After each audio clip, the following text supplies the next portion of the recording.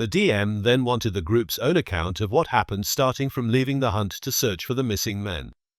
He added, as best you can remember. These will be your characters' statements to the police, which will be cross-examined against each other, the hunters, and the baddies in custody. Polybius is up first.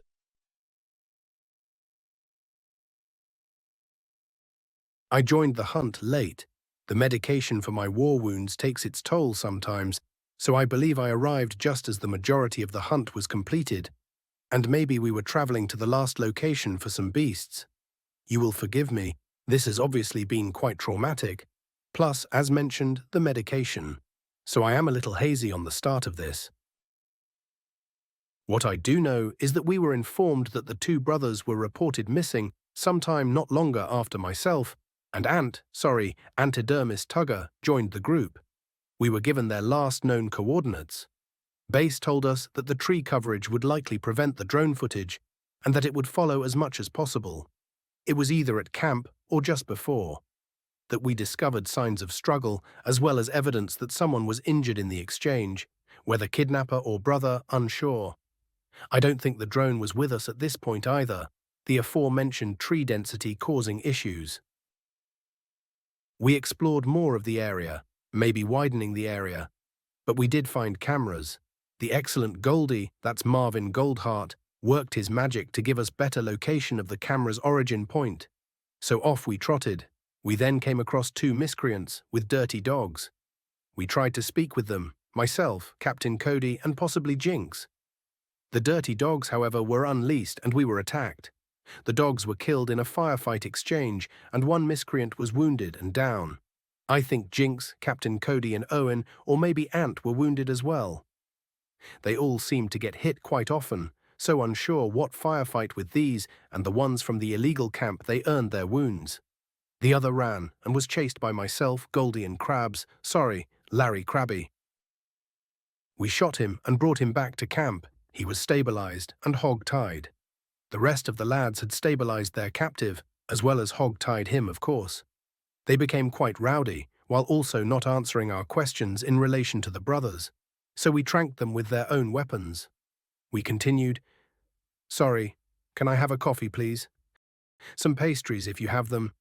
And when do you suppose I will have Bessie returned? Family heirloom and all that." I gather from your expression they will not be forthcoming. Anyway, yes. We arrive at some sort of camp. A farm? Some barns and animal pens.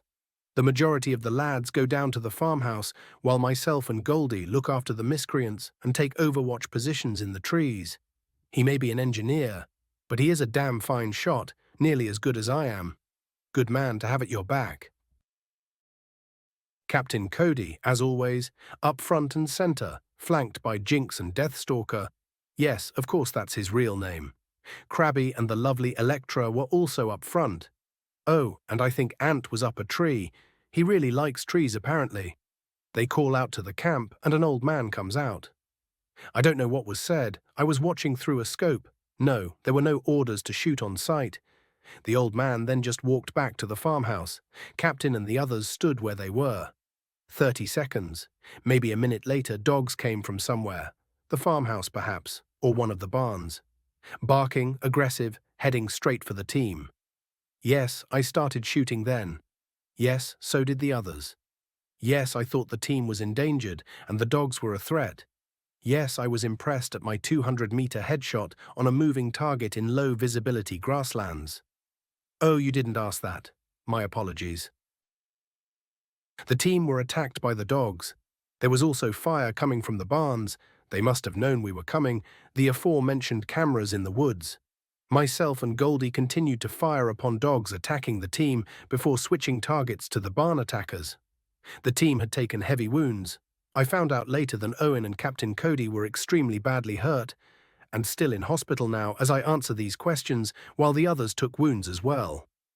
Electra and Krabby assaulted the farmhouse, followed by Jinx after she took care of the captain. Good woman to have at your side for reference. Owen and Captain stayed in cover.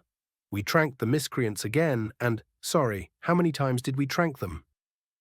Oh, about 6, maybe 7 times, I think. We didn't want enemies at our backs, and even a wounded man can wield a gun. Sorry, seen this too many times in my career. Myself and Goldie then went through the woods to circle round to the barn. It had gone quiet, and we didn't want anyone armed to circle round to the team.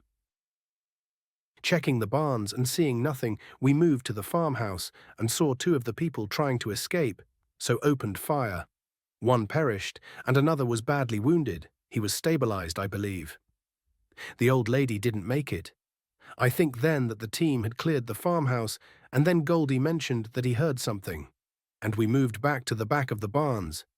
A truck came out, which myself and Goldie fired on. Yes, we are aware they are difficult shots, but we are rather good. Goldie's shot damaged the car somewhat, and then we all bundled into a truck and chased, again with Goldie and I firing on the truck. Soon the truck was hit again, the driver took one in the shoulder, and the truck crashed. Again they were stabilized. We loaded them in the truck, took them back to the farm, called in the medics, then explored. We found that the attack dogs were all from illegal breeding, plus there was an underground drug factory. We left it all as is, then waited for you. Antidermis Tugger is the next member of Captain Cody's crew to be ushered into the interrogation room. I ain't telling you lot nothing. I just went with them toughs and was told to shoot some animals. Those farmer bastards shot me 'cause we were told some geezers got kidnapped and went looking. Other than that, you ain't getting nothing from me. Larry Krabby is next to be ushered into the interrogation room. I have only recently begun working for Cody, the captain, and have been taken on as an astronavigator. I was not anticipating a landside adventure, although as an ex-marine, we are taught to deal with anything. I can't add much to the events that took place in the wilderness. I know that we were hunting for some dangerous beasts and were armed with rifles and pistols. I suffered a heavy attack from one of these creatures that nearly killed me. It stomped and gored me, and I understand I suffered a head injury. I believed I had fully recovered after some basic field first aid and was able to carry on the journey. I know we were involved in some kind of firefight with some aggressive bandits, but can't give much more detail. I have been informed that I drove after a group of fleeing bandits in a pickup truck where I was shot through the windshield. I managed to bring the vehicle to a halt soon after and immediately gave myself first aid. I'm sorry I can't be much more help. If any more detail comes back to me, I will let you know. It is not uncommon to suffer mental relapses after traumatic injuries, and I hope that these effects are only temporary. Marvin Goldheart and Owen Deathstalker are next. Separate rooms, obviously. We received a message from base camp concerning the disappearance of two brothers that were also participating in the hunt, showing us video evidence of what looked like a savage animal attack and a shooting. We were asked to go and search for them and directed to their last known location, where we picked up tracks and began to follow. I am not sure of the time scale involved but became aware of cameras set up in the trees while following their trail. Not soon after the discovery of the cameras, a dog-like creature attacked one of us, sadly I can't remember who, and shots followed, which I believe mostly missed, but one did hit Captain Cody. We dispatched the creature and then a firefight between us, and two gentlemen ensued. They were quickly detained, and their wounds treated. Following the tracks we soon came across the farmhouse. I was asked to stay back within the tree line with Polybius to keep an eye on the two gentlemen and provide cover if anything untoward happened. Captain Cody and the rest of the crew then walked to the farmhouse to speak with an elderly gentleman sitting on the porch. From what I could see, a short conversation took place. Captain Cody later said the gentleman simply got up and went into the farmhouse. Some kind of warning system then went off as many wild beasts were released from pens and attacked my friends, with shots immediately following from the farmhouse and two barns. And Polybius started shooting the wild beasts and then at the barns to try and force the occupants to stop firing upon our friends. Later, we then ran around the perimeter to come in from the side of the barns, while shotgun and pistol fire kept breaking the silence. Upon reaching the barns, myself and Polybius made our way to the farmhouse, but we encountered no one. By this point I was scared, and with near exhaustion, all I could hear was my heart beating loudly, and had a stitch that slowed me to a walk. This crazy shit is why I became an engineer within the Navy and not a Marine. Upon reaching the side of the barn, I stayed to keep an eye on the 2 back doors, and not soon after, I heard more shots and the sound of a vehicle being started from within. I called Polybius back to me, and in an attempt to stop the vehicle from escaping the compound, we opened fire. We managed to hit and slow the vehicle, which enabled us to give chase. Shots were returned and Krabby, our driver, was hit. After more exchanges of gunfire, the vehicle in front crashed. We gave medical treatment to those in need and discovered the brothers were not amongst the passengers. Calling in help, we made our way back to the farm to discover the 2 brothers hanging like cattle to be slaughtered in one of the barns, and further investigations found an underground drug-making facility. I was exhausted and shaken by this whole experience, and I'm just glad that I and all my friends are still alive.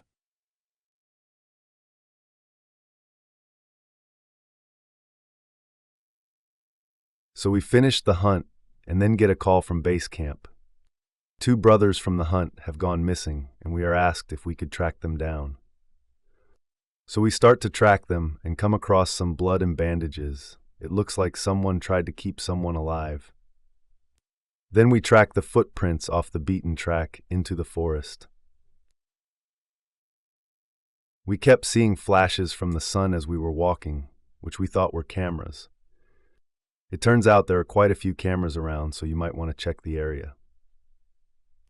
When we hit the trees, the drone above us couldn't follow.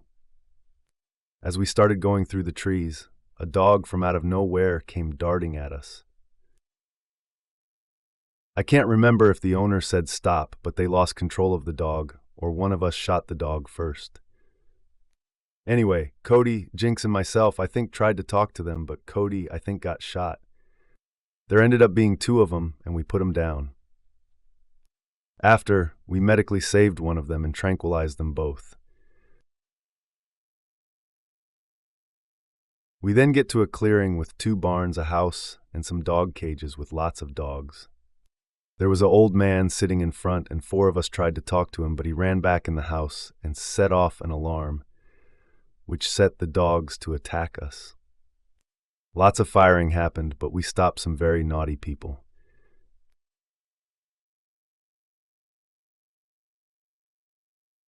Vivian Ward is next to be interviewed, followed by Captain Cody. After the hunt, we were asked to go out as a search party for the 2 Bridger brothers, which we obviously accepted as a group. We went back to the last location that they were seen, where we found medical supplies discarded. On our search of that area, we noticed a glare from a far distance, a bit like a scope. So we followed the path, where we came across a number of cameras located in the trees.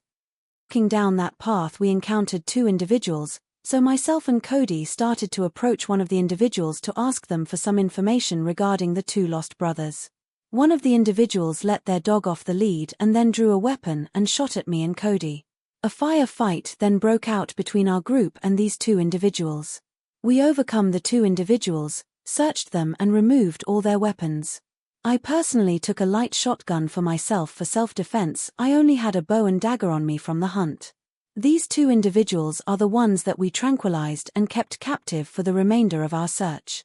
We continued down the path and through the forest until we reached an opening, which was the place where you found us. Again, myself and Cody approached the old man that was sitting on the porch of the house to start a conversation with him in regards the whereabouts of the 2 lost brothers. He then asked us to wait where we was and do not approach, and went into the house. And then the next thing we know, we hear a loud noise, and that's when we were attacked by a number of dogs and getting shot from different locations. Our group obviously returned fire, and this is when you could say it all got bit out of hand. Cover next to the house, trying to keep out of sight of any shooters, and found an open window on the side of the house where I saw 2 individuals, a woman and a man, who were shooting at our group. I continued around the house to another window which I was shot, and made my way to cover next to the house, trying to keep out of sight of any shooters, and found an open window on the side of the house where I saw 2 individuals, a woman and a man, who were shooting at our group. I continued around the house to another window which was open and led to the kitchen, which I went into and hunkered down to attend to my wounds. Once I had poorly patched myself up, I attempted to set fire to the house to get the culprits out of cover and to give my friends a better chance of surviving this ambush. I then made my way to a door, which led to the hallway, which was full of smoke, and the old man was next to a set of stairs that goes to the next level. Once the old man turned, and there was an opportunity, I stealthily snuck up the stairs and started to search the rooms for the two brothers. Whilst I was searching those rooms, I was joined by Mr. Krabby, and we had an idea of barricading ourselves upstairs by using the furniture to block off the stairway. We then started taking fire from the individuals downstairs, so we returned fire and I shot the young lady with the light shotgun that I obtained earlier. I did not want to do this, but mine and my friends' lives were being threatened, so I feel I needed to take this lethal action. Once the firefight came to a close, I ran outside and attended to the old man's wounds to see if I could save his life, whilst calling in for help, support, and medical aid. The rest of the group went on a search for any more hostiles, and found the two brothers within the barn area of the grounds. They did come across a number of hostiles who took to a vehicle, and the group chased them in another vehicle. I stayed with the injured until help arrived.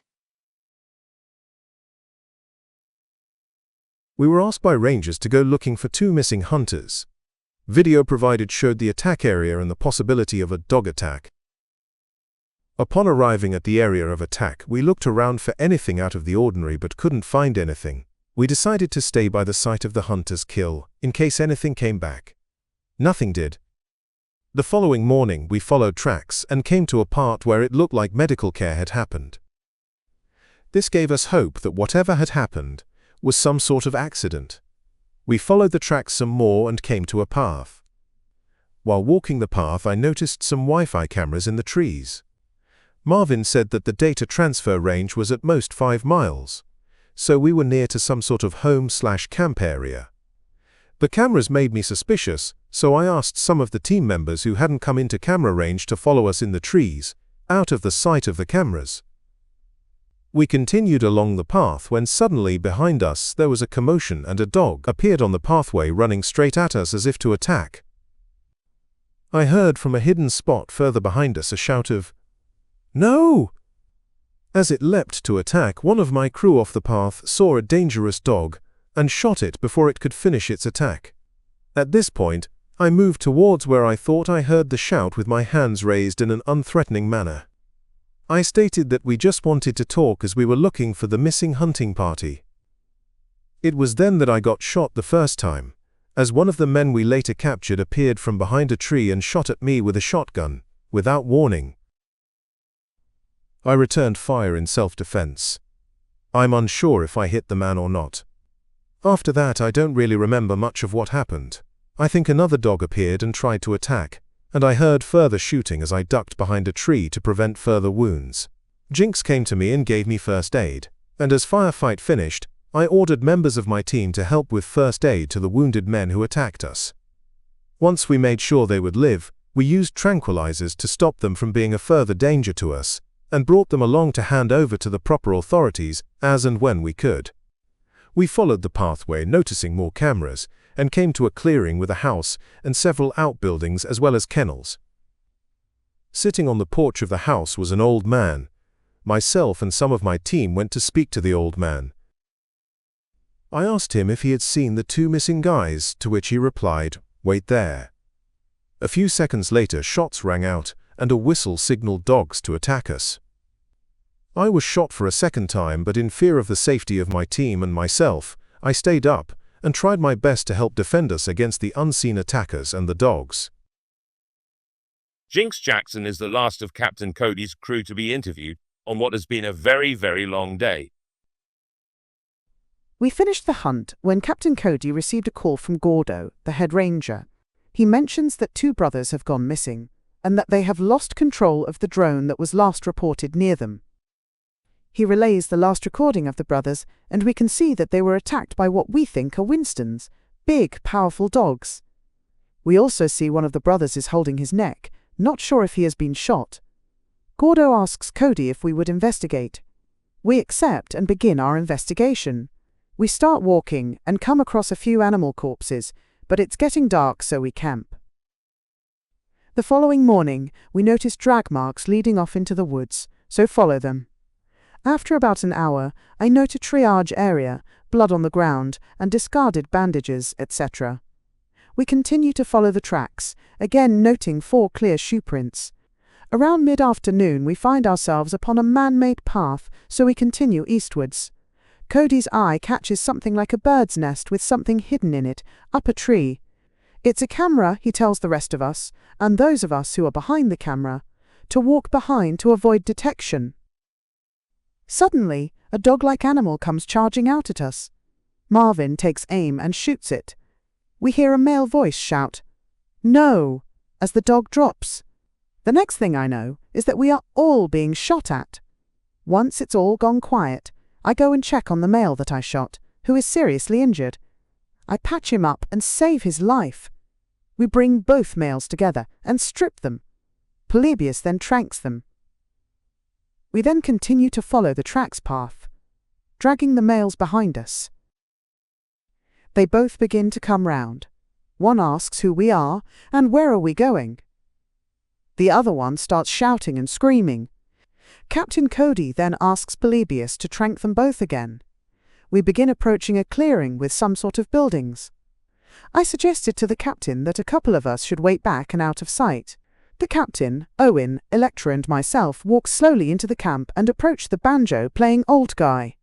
He looks up and Cody starts asking about the missing brothers. Out of nowhere there is a loud banging, like firecrackers near the tree line, which in turn sets the dogs off. The dogs, very similar to Winston's, start growling and suddenly start charging towards us. We manage to take out the dogs. I was bitten during this, but it was superficial. I see Owen head towards a pit, and Electra heads towards the building. More shots are fired and I feel bullets whistle past my ear and duck down. More shots are fired. Captain Cody is hit again. I am hit, and I see Captain Cody drop to the floor. I crawl towards the captain and do what I can to help him.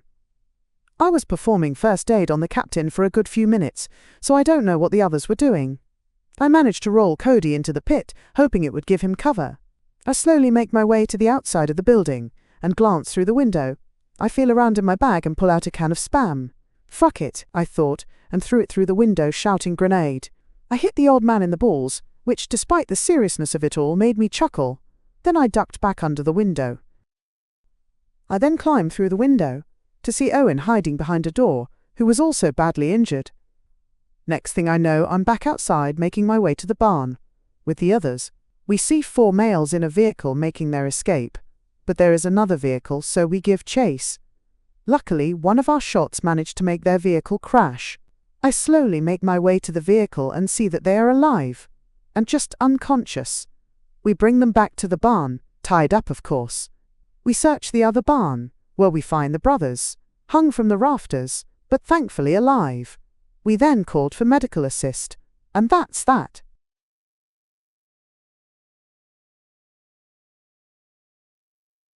The police are not very happy at all with the investigation so far. They have ducal staff moving around as if they own the place, and the incredibly selective memory of Captain Cody's crew in their statements to deal with. It would seem that many, if not all of them, became mentally befuddled during the proceedings, with various bumps on the head, medication and old war flashbacks collectively covering their answers. Another round of interrogations follows. Mr. Crab, it would appear that there is a large gap in your memory of the incident. We appreciate your difficulty in coping with an obviously stressful situation, but we have statements from others that you, and I quote, assaulted the farmhouse. This assault is glaringly omitted from your statement. Can you enlighten us on what they mean by assaulting the house and what happened? We have another witness stating that upon entering the building afterwards, they discovered a badly injured woman lying in the ground floor hallway. A male in his 40s was also found in said hallway, dead from several wounds. Surely you remember this. Your description of yourself as suffering from some kind of stress disorder during the event does not fit in with you assaulting the farmhouse. Attending the station the next day, and before he goes in for the next round of interviews, Polybius is approached by his uncle's security team. They usher him into a room and tell him the following. Tell them you were unsighted. Tell them that your weapon took a knock during the incident and that the rifle is very old and the sights and barrel were damaged. Tell them the rifle is extremely difficult to hold and aim properly under the best of conditions, and you struggled to aim properly once it was damaged. Tell them you have nerve damage that not only makes you weak, and sometimes causes your hands and fingers to uncontrollably spasm under periods of extreme stress. On no account will you repeat that you fired on the escaping pair. On no account will you mention again that you are a great shot. If they push it, tell them your sister's boyfriend was last seen by you being shot near the pair, and you were worried they would find him and kill him. The old man is a killer. Leave the rest to us. Polybius doesn't speak for a good few minutes, but then nods and walks back to the waiting area. Miss Jackson, your statement mentions finding a badly injured woman in the hallway of the farmhouse. You said she was armed. Can you remember what kind of weapon she was armed with, and if at any point you saw her threatening or shooting at anybody with it? It looked like a pistol, and no, she wasn't threatening anyone that I could see. What she was doing beforehand, I have no idea. Thank you, Miss Jackson. You have been most helpful. You are free to go. We return to Larry Krabby in interview room 7. I have a fuzzy recollection of being engaged in a gun battle with an old man wielding a shotgun. He was in the house and shot point blank at me. There was no misunderstanding this. He was trying to kill me.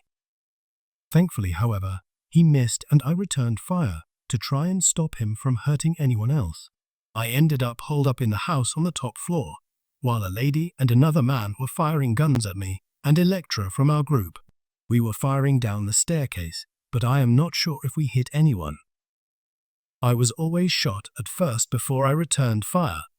Quite a risky strategy, as you can see from my injury. I'm just an innocent traveler who should stick to flying spaceships. Hope that helps. Thank you, Mr. Krabby. One last question. Are you absolutely sure that the lady was exchanging fire with you as well as the man? She was carrying a gun, and bullets were coming from the direction of her and the male. They were working together. My honest belief is that she was shooting at us or working in joint enterprise with another shooter to cause us unnecessary harm and suffering. As I say, we were holed up the stairs in the house. There was no need for anyone to engage with us unless they wanted to cause us harm. They could have left at any stage. We could not. Thank you, Mr. Krabby. We may have further questions, pending ballistic analysis of the rounds removed from the walls and door mantle at the top of the stairs. Mr. Goldheart, it would appear that yourself and Sir Polybius spent much of the incident together from what we can gather. You were not inside the farmhouse at all, but we do have just a few questions for you. The elderly gentleman and the lady were found between the house and the barns. We have ascertained from sources that they were attempting to escape. This implies that they were no longer a threat, perhaps even though we know they both were armed.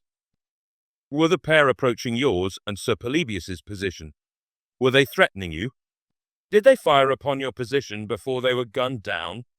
Is this a fair assumption in your opinion? I'm afraid I didn't see the elderly couple, as I stayed behind to keep watch on the rear barn doors. I have lost friends in combat due to believing a situation was no longer threatening. When you make an assumption, you make a fool out of you and me. As mentioned before, I didn't see them, so cannot comment any further. Polybius is asked the same questions as Marvin, as well as a further question. Did you have a clear view of the pair as they were moving between the house and barns? Most people seem to think I rely on my uncle for many, if not all things. This is simply not true, and in fact I have asked for nothing during my career. If that were so, the favours and such, I would not have served my tours of duty in the trenches, nor would I have a blasted hole in my hip that aches like the devil when it rains. Dangerous missions, intense combat, and believe it or not, lots and lots of waiting around and thinking, much like I have done today. These questions now seem to have taken a more accusory tone. Rather than the hollow papers announcing another daring do for Polybius, He and his crew take down an illegal drug den whilst off on a hunting trip. Something like that anyway. You can word it how you like. Instead, we seem to be regarded as the villainous ones, and that's simply not the case. I believe now the family solicitors are required. This has all become quite tedious. Answer the questions, please, sir. Solicitor, no further answers. The officer gives Polybius a stern glare and then sighs heavily. You are free to go for the moment, Sir Polybius, into your uncle's care. Please return tomorrow with your legal representation at your earliest convenience, so we may sort out this unpleasantness. I'm sure you understand that although we take no pleasure from having to look at the incident from all parties' perspectives, including the obvious criminals involved, we must thoroughly investigate what happened. Several people have been killed, with allegations of cold-blooded murder made by the lady's children. The two other suspects are the children of the lady, and they are currently stable and under guard in secure rooms at the hospital. Polybius simply nods and indicates if he is okay to leave, to which the officer reluctantly agrees. Polybius returns for a third time, this time accompanied by a legal team. The ducal security team are again present, and again take him aside before he is interviewed. Give them the story we have given you. Don't worry about forensics on the weapon. Your medical records will hold up. You had an episode. Stick to what we have told you, and show remorse for the terrible accident. Make no mistake, this is an extremely serious incident. Manslaughter would be our guess at the charge, if not for us, and the team outside. You will likely be fined, and also probably have your license here removed. Do not argue. Pay the fine promptly.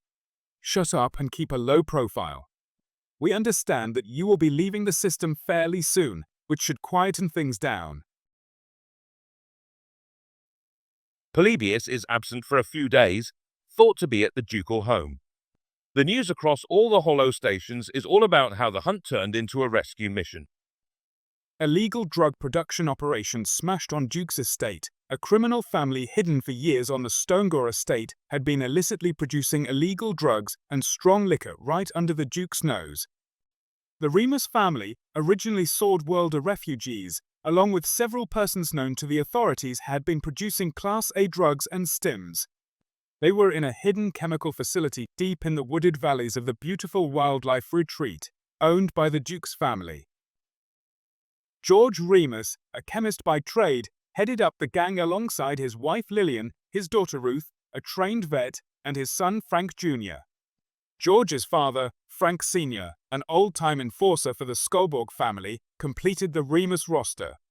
Their luck ran out when the annual Duke's charity hunt event took place for the first time in Stonegore, and they ran afoul of a group of plucky hunters who eventually went on to win the hunt event itself. Details are still hard to come by, with Tadley police continuing their investigation. Several fatalities are confirmed, including George and Lillian, alongside William Foster and Ken Watson, local minor criminals. Families are warned to be on the lookout. Authorities are worried that it is already too late to prevent illegal hybrid attack dogs from reaching families and criminal elements alike.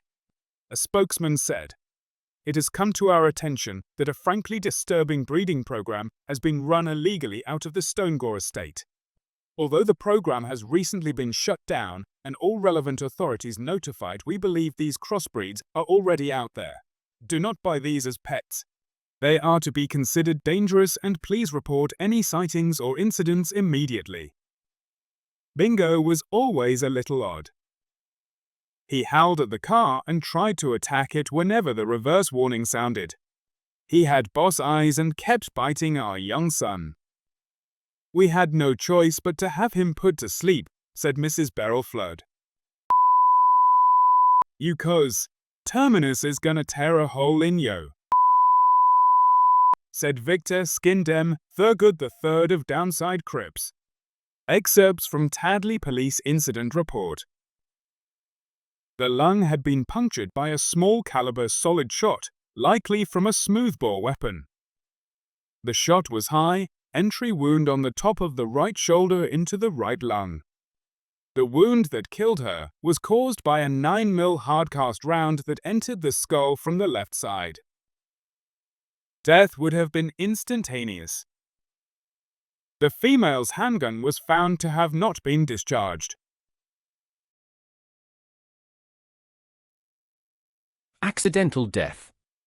Sir Polybius, the information you gave in the presence of your legal representation has been upheld by the evidence, after a thorough investigation of the equipment involved in the incident, and having reviewed your health records. The sighting aids and the barrel were found to have been significantly impacted by the fall you suffered, rendering the weapon almost unusable and the scope unreliable to a great degree. The trigger mechanism was also found to have been impacted, with the result that barely any pressure on the trigger could easily fire the weapon without the user meaning to. This, alongside the nerve damage to your right hand and associated spasms under periods of high stress as noted in your records, appear to back up your claims of an accidental discharge of the weapon. However, the fact that you were in possession of such a weapon, while suffering conditions that should have disqualified you from owning one, is down to your failure to declare these conditions to the relevant licensing agencies. As a result, you are hereby fined 20,000 credits, and your local shotgun rifle license is revoked with immediate effect. You have shown great remorse and apologized. It is understood that you and your colleagues felt your lives were threatened, and overall, all of your actions were in self-defense. Tadley Police Department will not be pursuing this any further.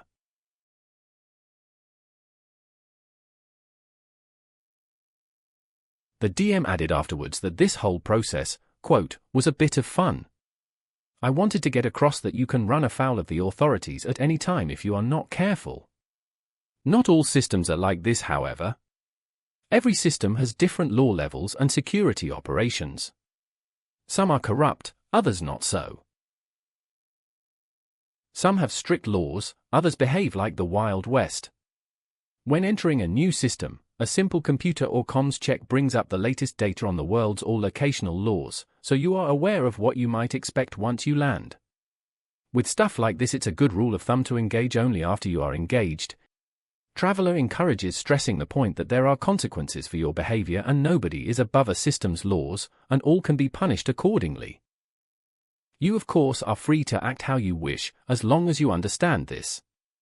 That's how characters etc. sometimes become fugitives in certain areas, or even pirates. It's hard to be good guys sometimes, but a lot easier on your freedom and life expectancy. I was not going to jail people on the first adventure, but wanted you lot to get used to having to answer for your actions and behavior on a world with civilized, professional security forces. The game differs from D&D, not only in the obvious ways, genre etc., but with D&D, you reach the point fairly quickly where the party is pretty much untouchable. This is never the case in Traveler. So you need to be careful and mindful of your actions, much like in real life. I'm also going to run stats in the background for each person, kind of like fame and infamy. Over time this can build up and have a direct effect on how you are treated in a system. For example, someone may get away with a criminal offense, but public perception of them may be poor for a while.